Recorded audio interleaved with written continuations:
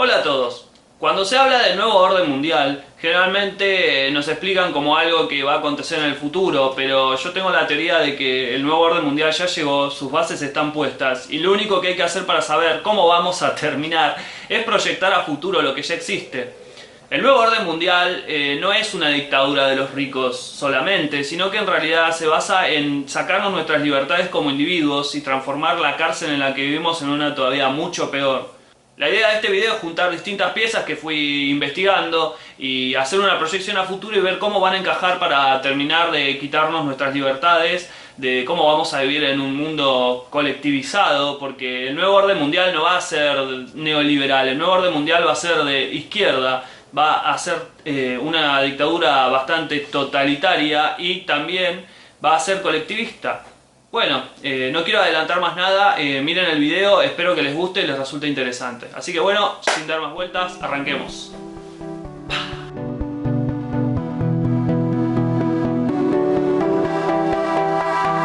Cuando se habla de nuevo orden mundial, la idea clásica que se promueve es la de un gobierno mundial único que maneje a todos los países, una única religión y la pérdida de libertades. Sin duda, el nuevo orden mundial va a ser una especie de nueva Edad Media, con muchas diferencias en cuanto a lo social y tecnológico, pero con resultados similares para la mayoría de la población.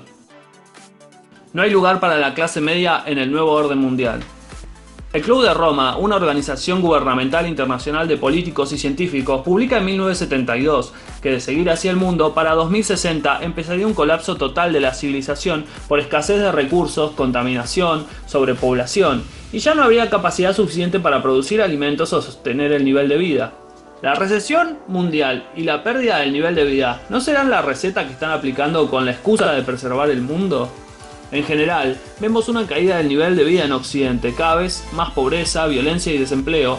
Obviamente los medios suelen culpar a los jóvenes de que no están suficientemente preparados o que no consiguen un puesto de trabajo porque parpadean de más en una entrevista laboral y eso le cae mal a la de recursos humanos. Lo cierto es que a la generación de nuestros padres o abuelos, con una escuela primaria completa les alcanzaba para tener un trabajo digno y un sueldo les alcanzaba para sostener toda una familia. Hoy en día hacen falta 2 sueldos y muchos jóvenes, a pesar de tener títulos universitarios, no pueden encajar en el mercado laboral o se conforman con cualquier trabajo mal pago para pasar el momento. Para imponer un nuevo modelo económico global es importante limitar los recursos de la gente y las posibilidades de desarrollo. Si tenemos un alto porcentaje de la sociedad viviendo en la pobreza, es fácil para el Estado otorgar ayudas y doblegar la voluntad ante el temor de perder el ingreso único seguro. No creo que la destrucción de la clase media llegue a ser total, porque va a hacer falta gente que administre y colabore para que el sistema siga funcionando, pero sí va a haber una reducción tremenda de esa clase social. Si proyectamos a futuro, parece que no hay lugar en el nuevo orden mundial para la clase media. Vemos a una mayoría pobre o de ingresos muy modestos y una minoría que va a concentrar cada vez más dinero y poder sobre la sociedad como vemos actualmente. De ser cierta mi hipótesis, el proceso va a ser escalonado y gradual. Es como la analogía del sapo en la olla de agua. Mientras el agua se calienta gradualmente, el sapo no escapa porque no nota que algo va mal hasta que llega a ser demasiado tarde.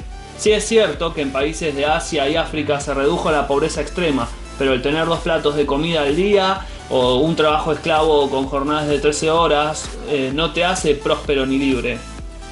Para que el proceso funcione es posible que se apliquen mejoras temporarias, pero con cada crisis económica un porcentaje cada vez mayor no va a poder recuperarse.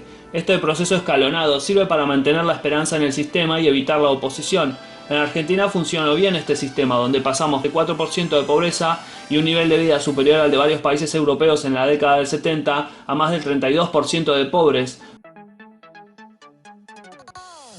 Hoy en día, la mayoría sigue votando y cree que algún político los puede salvar de los desastres que deja el gobierno anterior.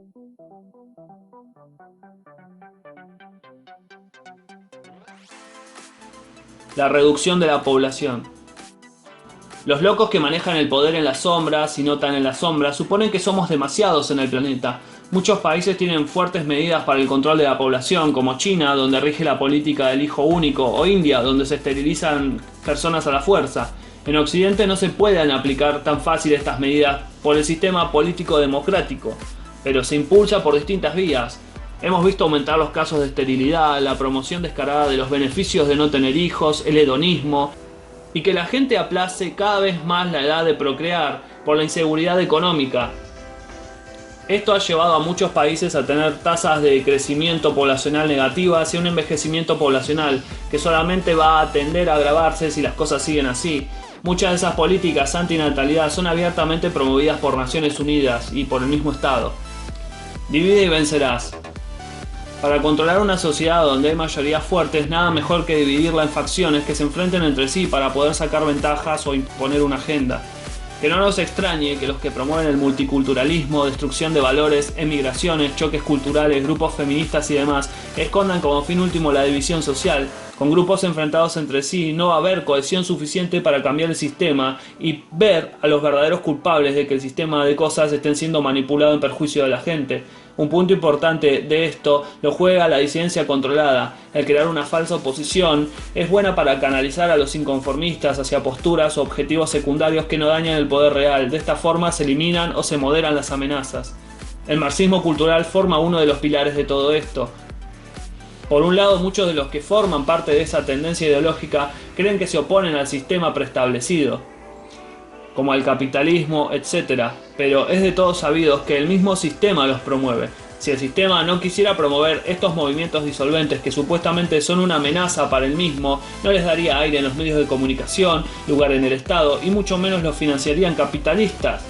El control desde la masa a controlar al individuo. Acción, reacción, solución. En épocas anteriores el control social se ejercía sobre cada clase social, sobre un grupo determinado. Las clases sociales estaban bien diferenciadas en barrios, ocupaciones, lugares que frecuentaban. Hoy en día las barreras sociales son mucho más difusas y se cuenta con el respaldo de la tecnología para cambiar el método de control del grupo al individuo. Se habla mucho acerca de que la forma de conseguir ese control sería por un chip implantado, que no deja de ser una posibilidad, que se lo promocione como una solución a distintos problemas y se lo haga obligatorio después, pero hay otras herramientas como el control de las comunicaciones, redes sociales y lo más peligroso es el fin del papel moneda reemplazado por el dinero electrónico. Presentan el dinero electrónico como una solución a las mafias, narcotráfico, evasión, etc.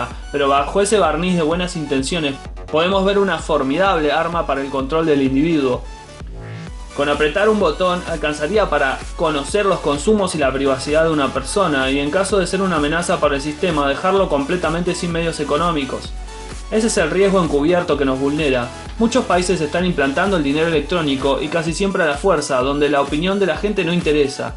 El nuevo orden mundial es sobre los individuos y lo van a ejecutar con gobierno único o con un falso multipolarismo. En el comienzo, todos los grandes países están corriendo hacia el mismo lado y eso es desde ya sospechoso.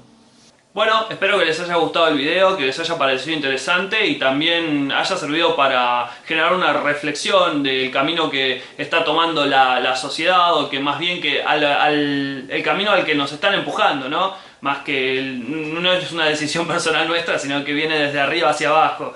Generalmente nos quieren hacer creer que los cambios son de abajo hacia arriba, pero eso es mentira.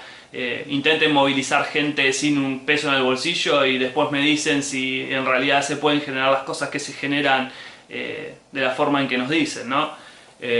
Bueno, espero que les haya gustado, no olviden darle like, no olviden de compartirlo y si no están suscritos, suscríbanse a mi canal. Muchas gracias por todo, nos estamos viendo en la próxima. Saludos.